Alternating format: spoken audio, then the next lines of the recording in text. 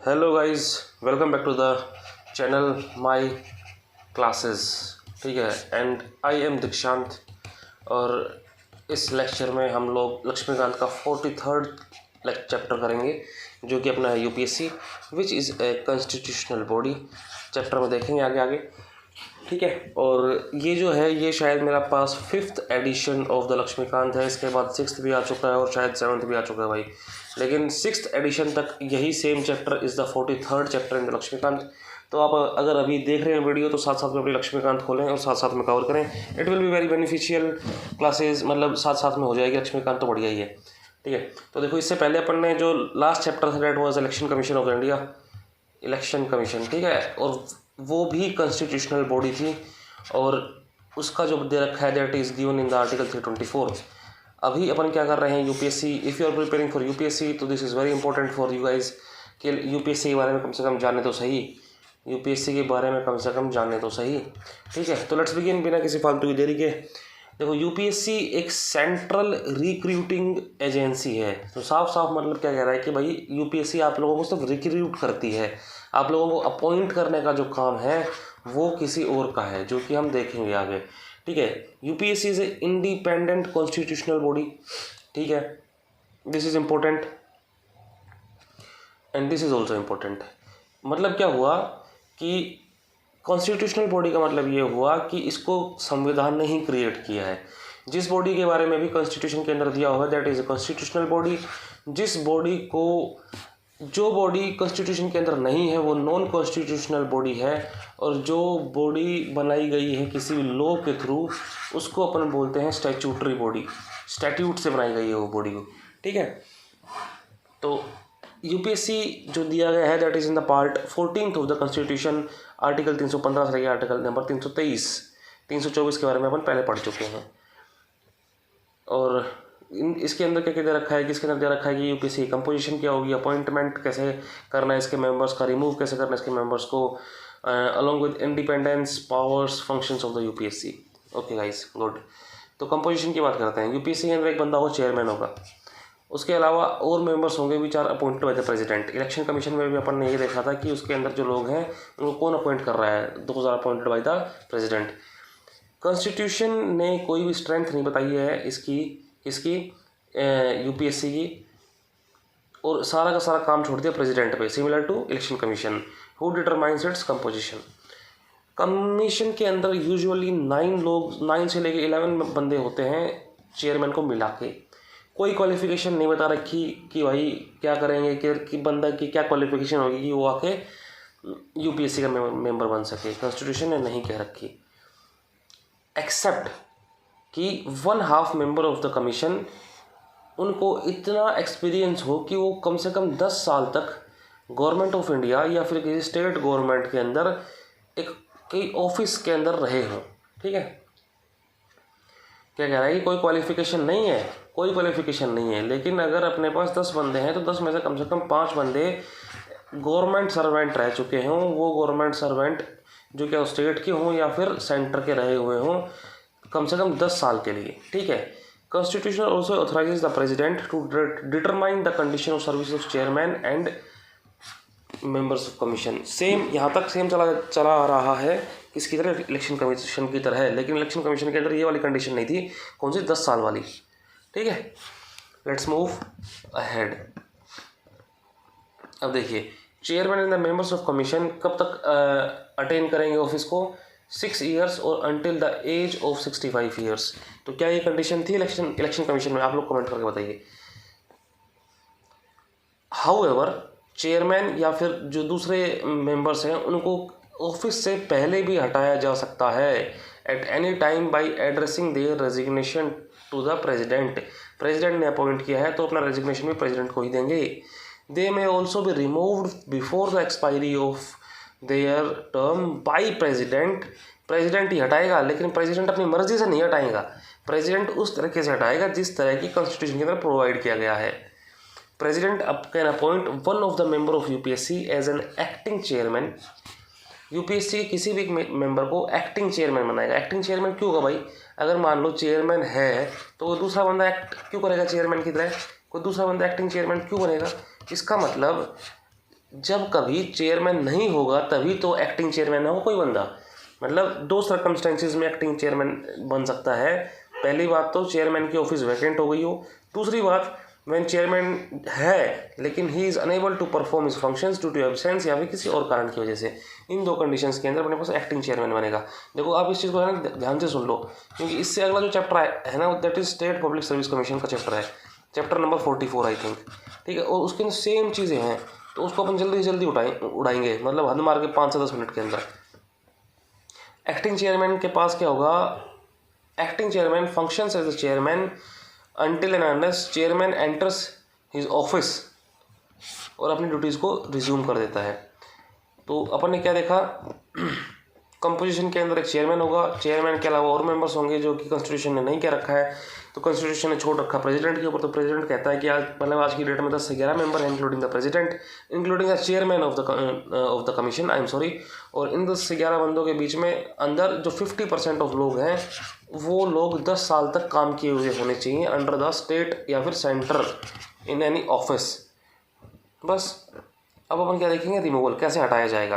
President हटा सकता है रिमूवल चेयरमैन या फिर any other office from under following circumstances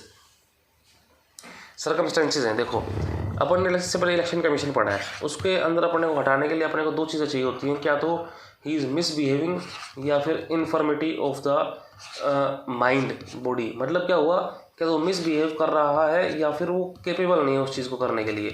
election commission का अंदर ये था, लेकिन इसके अंदर क्या है, अगर वो बंदा इंसॉल्वेंट है, बैंकरप्ट हो गया मतलब, या फिर अपनी ऑफिस के टाइम पे किसी भी पेड एम्प्लॉयमेंट में उसने ज्वाइन कर लिया हो, ठीक है, किसी भी paid employment, any paid employment, कोई भी पेड एम्प्लॉयमेंट, मतलब ऐसा नहीं कि गवर्नमेंट सर्विस ही हो, ऑफिस ऑफ प्रॉफिट ही हो, किसी भी पेड एम्प्लॉयमेंट में अगर चला गया तो उसको यहाँ से हटा देंगे अपन यूपीएससी की उससे। ठीक है, if he is in the opinion of president unfit to continue in the office by reason of infirmity of body or mind। ठीक है, इन केसेस के अंदर 3 केसेस हैं अपने पास। इन केसेस के अंदर president can also remove the chairman और any member of UPSC for misbehaviour. चौथा पॉइंट मिसबिहेवियर हो गया। However in this case the president has to refer the matter the supreme court for an inquiry. अगर misbehaviour वाला case है तो ये inquiry जाएगी सुप्रीम कोर्ट के पास। अगर सुप्रीम कोर्ट कहता है कि हाँ भाई उस बंदे ने मिसबिहेवियर किया है तो president can remove the chairman और member under the provisions of the constitution. देखो under the provisions of the constitution the advice tendered by supreme court in this regard is binding on the president. मतलब उसने misbehave कर दिया और president उसने misbehave कर दिया और चीज़ चलेगी सुप्रीम कोर्ट के अंदर। सुप्रीम कोर्ट कहता है कि हाँ भाई इसने मिसबिहेव किया है, इसको हटा देना चाहिए, तो प्रेसिडेंट को मानना ही मानना पड़ेगा। यहाँ पे ऐसा नहीं है कि प्रेसिडेंट जाके प्राइम मिनिस्टर और काउंसिल ऑफ मिनिस्टर से उसके जाके उनके एडवाइस लेगा। आ गई बात समझ में। During the course of inquiry by the supreme court president इतना कर सकता है कि उस ऑफिसर को सस्पेंड कर सकता है। अब देखो what is misbehaviour. Constitution states that chairman और any other member of UPSC को अपन मिसबिहेवियर मान लेंगे अगर ये चीज़, अगर किसी भी गवर्नमेंट कॉन्ट्रैक्ट में, एग्रीमेंट में या फिर स्टेट गवर्नमेंट के कॉन्ट्रैक्ट या एग्रीमेंट में उस बंदे का किसी भी तरीके से इंटरेस्ट है, ठीक है, तो उसको अपन मान लेंगे मिसबिहेवियर। या फिर किसी भी गवर्नमेंट एग्रीमेंट में, कॉन्ट्रैक्ट में उस बंदे को किसी भी तरह से प्रॉफिट हासिल हो रहा है, चाहे इंडिविजुअल लेवल पे हासिल हो रहा है या फिर किसी कंपनी इंडिविजुअल लेवल पे या फिर बहुत से लोगों को मिला के क्या कहते हैं कॉर्पोरेट लेवल पे उसको प्रॉफिट हासिल हो रहा है, तो भी उसको मिसबिहेवियर मान लेंगे। दो स्टेट चीज़ें हैं मिसबिहेवियर की। अगली बात समझ में, ऐसा नहीं है कि भाई साहब यूपीएससी के मेंबर ने किसी को आंख मार दी, उसको मिसबिहेवियर नहीं मानेंगे अपन। मिसबिहेवियर की साफ साफ कंडीशन बता रखी हैं। इतना हो गया। तो अपन ने क्या पढ़ा, अपन ने अभी पढ़ा रिमूवल, कैसे कैसे रिमूव करेगा प्रेसिडेंट, रिमूव करेगा इन 4-5 कंडीशंस के ऊपर। उसके अलावा अपन ने देखा कि भाई अगर वो मिसबिहेव कर रहा है तो सुप्रीम कोर्ट के पास केस चला जाएगा। उसके अलावा अपन ने देखा कि दीज आर द इसकी टेन्योर 6 ईयर्स या फिर 65 ईयर्स। और अपन ने कंपोजिशन देख ली कंपोजिशन सारी सब कुछ प्रेसिडेंट के ऊपर है। ये this is important, is a 14th part. अब चलते हैं आगे इंडिपेंडेंस पे। Constitution has made the following provisions and safeguard to ensure the independent and impartial functioning of the UPSC. कुछ चीज़ें हैं जिसके हिसाब से अपन कह सकते हैं कि भाई ये इंडिपेंडेंटली काम करेगा। इंडिपेंडेंटली काम करता तो है, लेकिन देखते हैं। चेयरमैन और member of UPSC can be removed from office by president only in the manner and on the grounds mentioned in the constitution. इसलिए उसके पास सिक्योरिटी ऑफ टेन्योर है। पहली आ गई भाई, टेन्योर की सिक्योरिटी है तो उसको इंडिपेंडेंट मान लिया, ठीक है। अब conditions of services of chairman या फिर मेंबर, एक बार उसने जॉब ज्वाइन कर ली तो उसको चेंज नहीं किया जा सकता to his disadvantage after his appointment. मतलब उसके एडवांटेज के लिए तो चेंज कर दो तुम उसकी कंडीशंस ऑफ सर्विसेज को, लेकिन उसको डिसएडवांटेज के लिए चेंज नहीं करेंगे। सेम चीज़ अपन ने पढ़ी थी इससे पहले चैप्टर में, इलेक्शन कमीशन में। Entire expenses including the salary, allowances, pension of the chairman and members of UPSC are charge upon consolidated fund of India. ये तो आपको सिंपल सा फंड होगा कि कंसोलिडेटेड फंड ऑफ इंडिया जो है उसके ऊपर जो भी उसमें से जो भी खर्चा जो आता है ना, वो is not subject to vote of the parliament. अगर आपने पार्लियामेंट वाला चैप्टर नहीं पढ़ा तो आप जाके पढ़ें उसके अंदर, तो आपको समझ में आएगा कि हमें क्या करना चाह रहा है। Chairman of UPSC on ceasing to hold office is not eligible for further enrolment in the government of India. ये चीज़ आपने जब इलेक्शन कमीशन में पढ़ी होगी तो उसमें देखा होगा कि चीफ इलेक्शन कमिश्नर जो है अगर रिटायर हो गया तो वो दोबारा से गवर्नमेंट उसको कहीं पर अपॉइंट कर सकती है, ठीक है। मतलब एक बार उसने वो ऑफिस में से हट गया तो ठीक है, मतलब ऑफिस में से उसको रिटायर हो गया तो। लेकिन in case of the UPSC का बंदा, in case of the UPSC का चेयरमैन या फिर यूपीएससी का मेंबर, अगर एक बार वो यूपीएससी का बंदा बन गया है, यूपीएससी का चेयरमैन या मेंबर बन गया है, तो he is not eligible for further employment in the government of India state.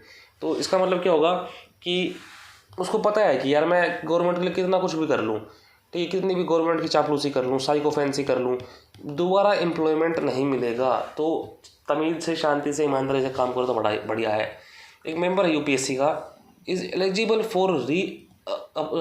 For appointment as chairman of UPSC और स्टेट पब्लिक सर्विस कमीशन, बस यही हो सकता है।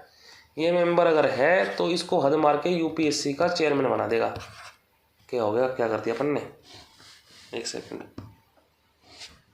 या फिर किसी स्टेट पब्लिक सर्विस कमीशन का चेयरमैन बना देगा गवर्नमेंट, इससे ज़्यादा नहीं कर सकता। चेयरमैन और member of UPSC is not eligible for reappointment to the office.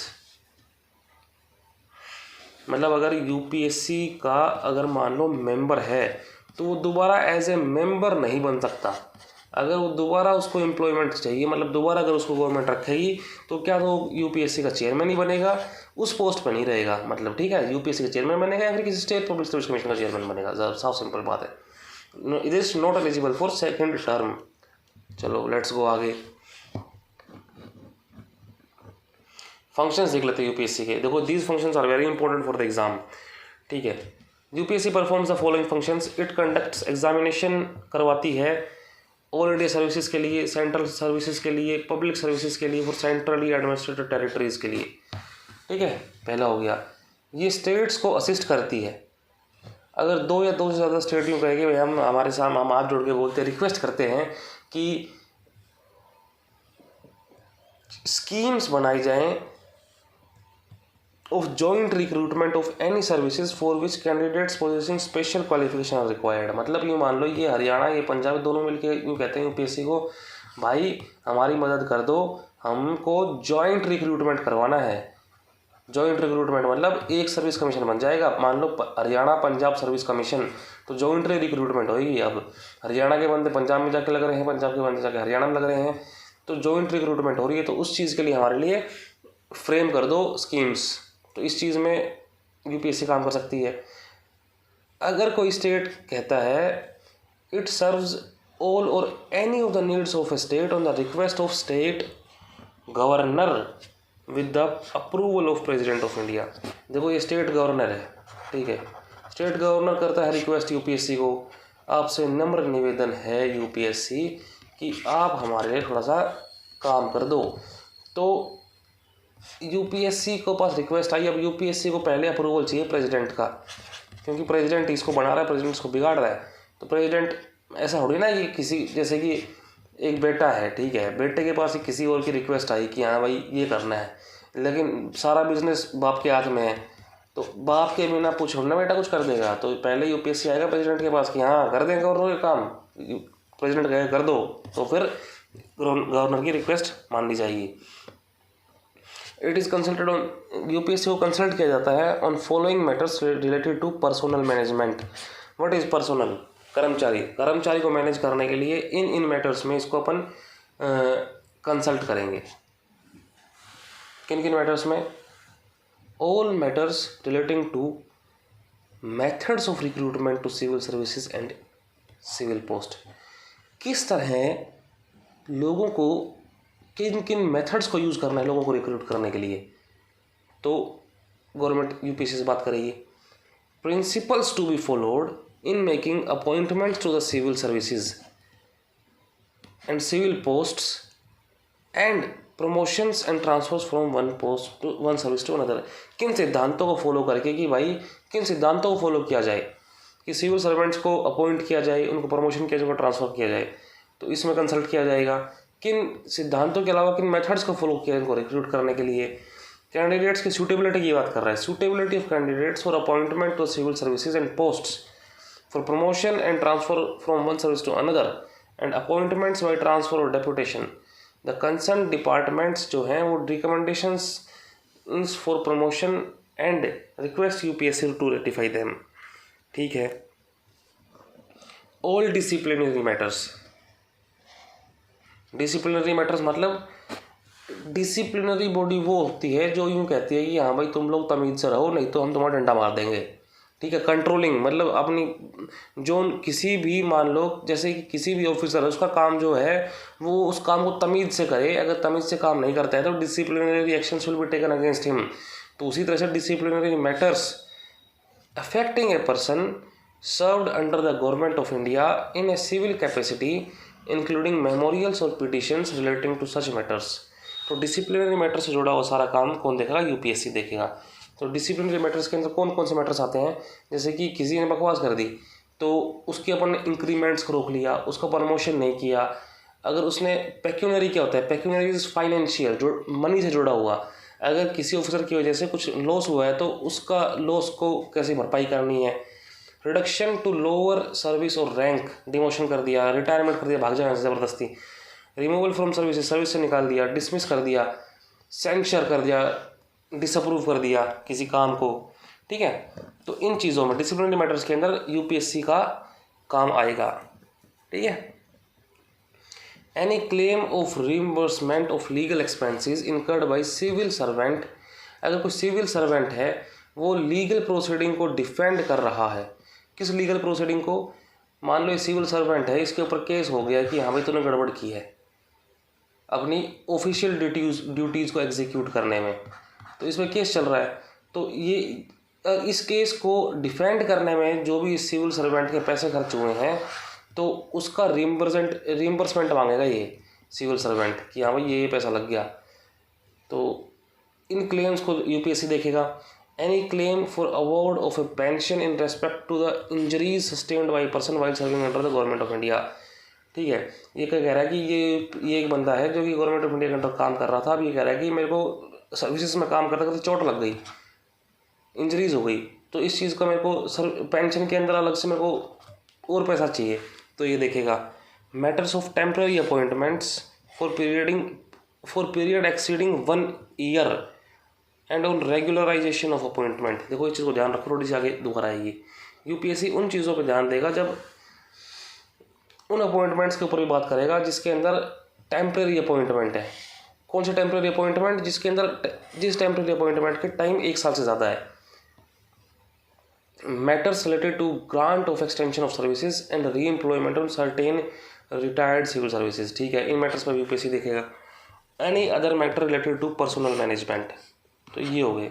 Supreme court has held that, supreme court ने ये कहा है कि अगर government fails to consult UPSC in ऊपर वाले मैटर्स में, तो जो सिविल सर्वेंट है उसके पास कोई रेमेडी नहीं है।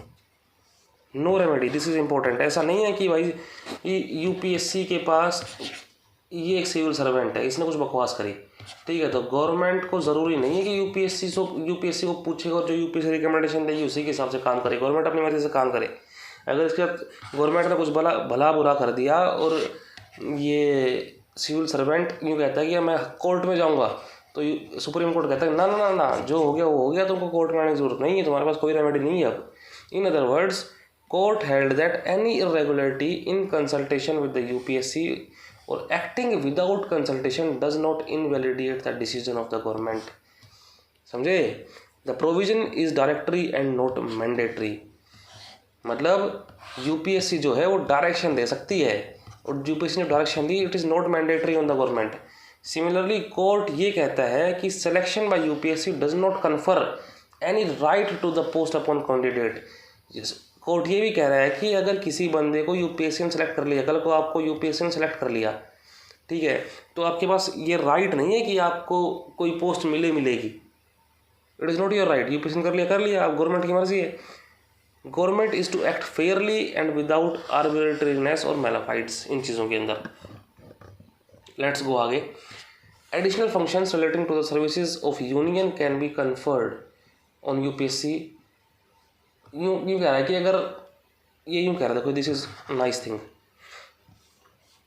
अगर यूनियन चाह रहा है कि यूपीएससी और काम भी करे, तो यूनियन यूनिलेटरली कोई काम नहीं कर सकता यूपीएससी से, पार्लियामेंट करवाएगा। और पार्लियामेंट कोई भी काम कैसे करवाता है? पार्लियामेंट कोई भी काम एक्ट के थ्रू करवाता है। तो क्या कह रहा है कि एडिशनल फंक्शंस अगर यूनियन को करवाने हैं यूपीएससी को से, तो वो पार्लियामेंट से करवाने पड़ेंगे। और अगर पार्लियामेंट कैसे करवाएगा? पार्लियामेंट करवाएगा एक्ट के थ्रू। It can also place the personnel system of any authority, corporate body, public institution within the jurisdiction of UPSC. ठीक है, तो jurisdiction of UPSC can be extended by an act made by parliament. ठीक है guys, this is important.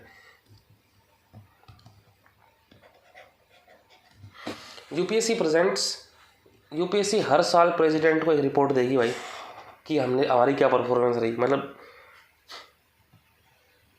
President इस report को रखेगा parliament के दोनों हाउसेस के सामने, और साथ में उसके एक मेमोरेंडम भी रहेगा कि भाई जो जो यूपीएससी ने एडवाइस दी, उन एडवाइसेस को अगर नहीं एक्सेप्ट किया जाएगा बाई गवर्नमेंट, तो भाई गवर्नमेंट ने क्यों एक्सेप्ट नहीं किया वो रीजंस भी उस मेमोरेंडम में होंगे। All such cases of non acceptance, जितने भी केस है नॉन एक्सपेक्टेंस के, they must be approved by appointments committee of union cabinet. देखो कितनी इंपॉर्टेंट चीज़ चल रही है ये। यूपीएससी इन्हीं गंदी स्टेटमेंट्स में से उठा के वो बनाएगा, और आप लोग क्या पढ़ोगे? आर्टिकल 324, इसी आर्टिकल की सिलेक्शन क्वेश्चन आता। आर्टिकल रटते रह जाओगे जो स्टेट उसके अंदर आएंगे। ठीक है, एन इंडिविजुअल मिनिस्ट्री और डिपार्टमेंट, किसी भी इंडिविजुअल मिनिस्ट्री और डिपार्टमेंट की इतनी औकात नहीं है to reject the advice of UPSC. Okay, अब देखो what are the limitations of the UPSC. The following matters are kept outside the jurisdiction of the UPSC. इन मैटर्स में नहीं यूपीएससी को पूछा जाता। कौन सा? While making reservation of appointments in favour of backward class. पहली बात, while taking into consideration the claim of scheduled caste and scheduled tribes in making appointments with regard to selection of chairman और membership of commissions और tribunals। समझ रहे हो? Post of highest diplomatic nature and bulk of group C and group D services. मतलब bulk में अपने को group C group D services चाहिए, उसके अंदर यूपीएससी अलग से पेपर बना रहा है। क्यों? जब वो पेपर लीक होने ही है तो क्यों बना यूपीएससी? यूपीएससी को पता है कि भाई साहब स्टेट वाले बनाएंगे कांस्टेबल के पेपर, उनको लीक करवाने हैं, स्टेट गवर्नमेंट को पैसे खाने हैं, तो यूपीएससी कहेगी क्यों, वाई दिस कोलाबिलिटी। सिंपल। तो ग्रुप सी और ग्रुप डी के सर्विसेज यूपीएससी नहीं करवाती है। With regard to selection of temporary, और देखो ये अभी आया था, मैंने कहा था याद रखनी है, ये टेम्परेरी और officiating appointment to a post if person appointed is not likely to hold office for more than 1 year. अभी मैंने कहा था, अभी ऊपर आया थोड़ी देर पहले टेम्परेरी चीज़ के बारे में, उसके अंदर कहा था कि टेम्परेरी पोस्ट के अंदर या फिर कोई पोस्ट रेगुलराइज करनी है किसी बंदे को अपॉइंट करके, तो उसके अंदर यूपीएससी से कंसल्ट किया जाएगा। तो वहाँ पे जो टेम्प्रेरी पोस्ट थी वहाँ पे लिख रखा था if temporary post is more than 1 year, अगर वो टेम्प्रेरीली उस पोस्ट को 1 साल से फालतू हेल्ड कर रहा है तो यूपीएससी को कंसल्ट किया जाएगा।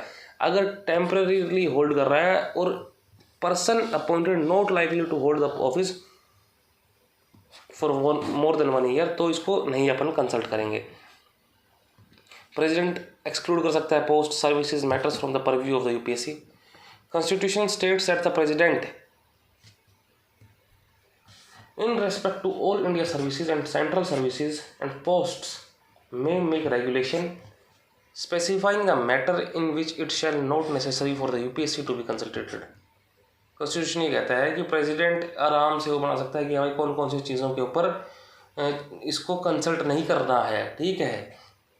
लेकिन अगर प्रेसिडेंट ने ऐसे रेगुलेशंस बना दिए हैं तो इन रेगुलेशंस को प्रेसिडेंट ले करवाएगा पार्लियामेंट के सामने करवाएगा, ठीक है। ऐसा नहीं प्रेसिडेंट का तो चोड़ में आ गया है, मैं अब यूपीएससी को यूँ कहूँगा कि अब की बार आईएएस के पेपर करवाने नहीं है। अगर आपके बार आईएएस के पेपर नहीं करवाने हैं तो बीजेपी सारे आईएएस बाहर से उठा लेगी, ऐसा नहीं होगा। अगर प्रेसिडेंट बनाता है रेगुलेशंस तो उन रेगुलेशंस को 14 डेज के अंदर रखवाएंगे both house of the parliament के सामने, और पार्लियामेंट कैन अमेंड और रिपील दीज चेंजेस। समझ में आई आपकी बात। अगर सिंपल एक स्टेटमेंट आती है कि प्रेसिडेंट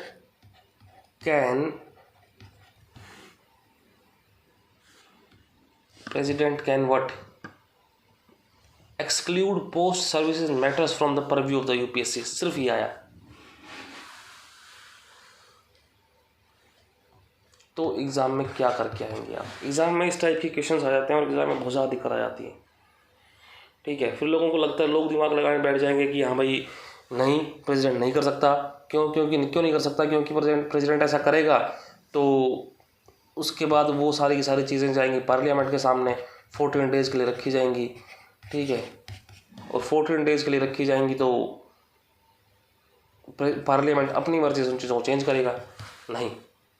अगर एग्ज़ाम में अगर ये स्टेटमेंट आ गई तो ये स्टेटमेंट आपको कॉन्टेक्स्ट देखना पड़ेगा क्वेश्चन का कि क्वेश्चन क्या कहना चाह रहा है और उस हिसाब से आप उसका आंसर दें।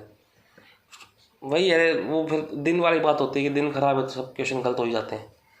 अब देखो रोल क्या है यूपीएससी का, what is role of UPSC. It is important, जो ये चीज़ है नीचे ये मेंस के अंदर आप लिख सकते हैं आराम से। यूपीएससी क्या है, UPSC is watchdog of the merit system, कितनी बढ़िया लाइन दे रखी है, watchdog of the merit system in India, ठीक है।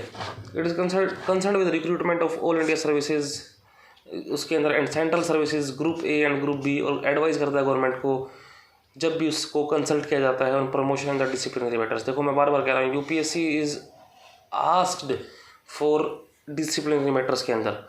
It is not concern with the classification of services कि कौन कौन सी सर्विसेज कैसे कैसे आएंगी, क्या पे कंडीशन है, क्या सर्विसेज है, उसका कोई कनेक्शन नहीं है। इसका मेन उद्देश्य ये है कि बस सप्लाई करना, बंदे सप्लाई करेगी गवर्नमेंट को, ले बढ़िया बंदे इनको लगा लो, कहाँ लगाना है। Cadre management, service conditions, training, ये सारा का सारा काम जो है वो डिपार्टमेंट ऑफ पर्सनल ट्रेनिंग करता है, ना कि यूपीएससी। दिस इज़ इम्पोर्टेंट, ये पूछ लेगा एग्जाम में उठा के, ये यहीं से ऐसे गंदे लाइनों से पूछता है।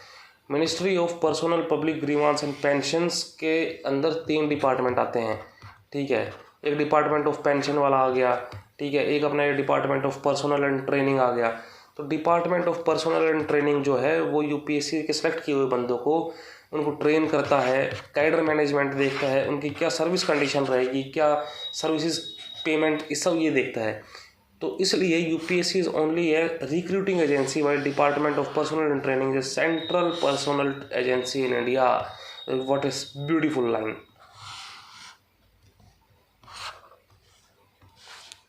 आगे चलते हैं। Role of UPSC is not only limited but recommendations made by it are only of advisory nature, ठीक है।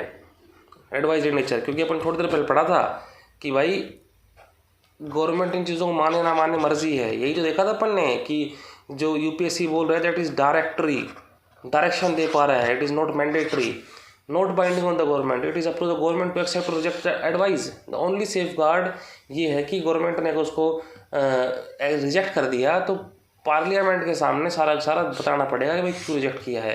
Government can also make rules which regulate the scope of advisory functions of the UPSC.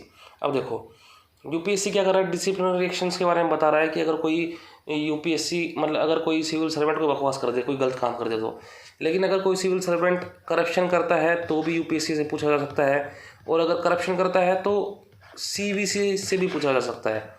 CVC क्या है? CVC is central vigilance commission. ये शायद अभी हम आगे पढ़ेंगे उसके अंदर, नॉन कॉन्स्टिट्यूशनल बॉडीज़ के अंदर सेंट्रल विजिलेंस कमीशन, क्योंकि ये साल तक करप्शन का मामला देखता है। सेंट्रल विजिलेंस कमीशन 1964 में आता है और इट अफेक्टेड द यूपीएससी का रोल इन डिसिप्लिनरी मैटर्स। ठीक है, दिस इज बिकॉज इन दोनों से कंसल्ट किया जाता है गवर्नमेंट के द्वारा जब गवर्नमेंट डिसिप्लिनरी एक्शन ले रही है against a civil servant. Problem arises when the two bodies stand under conflicting advice. ठीक है, यूपीएससी एक इंडिपेंडेंट बॉडी है, संवैधानिक बॉडी है, इसलिए सीवीसी के ऊपर इसका एज है। CVC is just an executive body, executive से बनाई गई है और 2003 में इसको एक्ट पास करके स्टैट्यूटरी बॉडी बना दिया गया। मैंने बताया ना, अगर लॉ से किसी बॉडी को बनाया गया है तो वो स्टैट्यूटरी बॉडी बन गई। पहले ये एग्जीक्यूटिव बॉडी थी, बाद में इसको एक लॉ बनाया और लॉ से बता दिया कि भाई एक सीवीसी, तो बस यही था। ये आपके अलग अलग आर्टिकल्स हैं, इनको आप बेयर एक्ट में से देख लोगे तो बहुत मज़ा आएगा, पढ़ोगे तो बस बहुत ज़्यादा मज़ा आ जाएगा। तो this was the chapter number 43। I think chapter number 44 state public service commission, इसको हम बहुत जल्दी निपटा देंगे, क्योंकि इसके पहले आपको यूपीएससी वाला लेक्चर देखना पड़ेगा, उसके बाद ये बहुत जल्दी निपटेगा, क्योंकि सब सेम है, ऑलमोस्ट सेम है। तो ठीक है, यूपीएससी वाला चैप्टर अपना ख़त्म हो गया यहाँ पे, इस वीडियो में रखते हैं हम लोग इतना ही। मिलते हैं आपसे नेक्स्ट वीडियो में। मैं हूँ Dikshant and bye bye, tata, take care, जय हिंद, जिंदाबाद। और ये अपना चैनल था My Classes, this is a channel My Classes. Keep watching, keep growing, bye bye.